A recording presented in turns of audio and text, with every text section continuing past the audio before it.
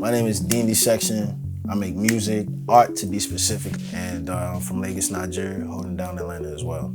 Lately, I've been sticking to myself. Being from Nigeria has everything to do with the sound. I tell people like I have an advantage that nobody else has. I grew up in two of the most important black cities in the world, the two most important black cities.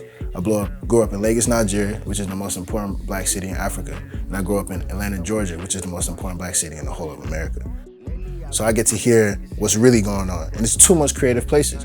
People here are creative out of their mind in Atlanta, and then people in Nigeria are creative out of their mind in a different way. So I get two different perspectives.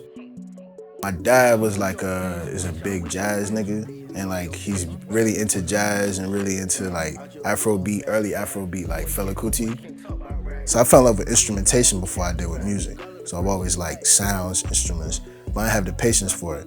So I was like, what's the quickest way to make music without having to play nothing? I was like, I'm just finna get into words. And then my mom made me write poetry when I was like upset about stuff. So that's what made me being able to like wordplay.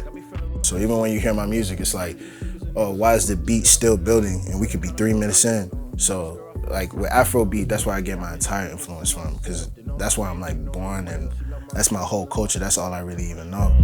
Lately, I've been giving niggas hell. I think Cut Different kind of got to do with like being yourself, bro. And being yourself is always gonna be different. So being cut different is accepting that individuality and then being able to be like, I bet, let me put it out that energy so people can feel it, but you still being yourself.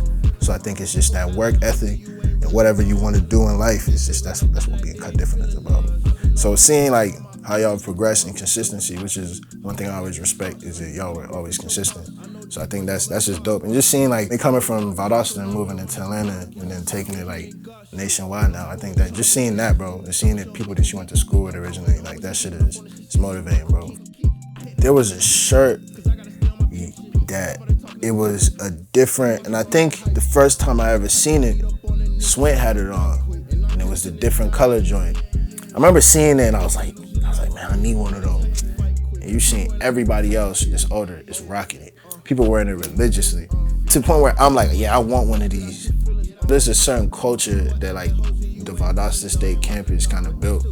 You actually want one because you seen everybody else doing, you're like, yeah, I gotta be a part of this culture.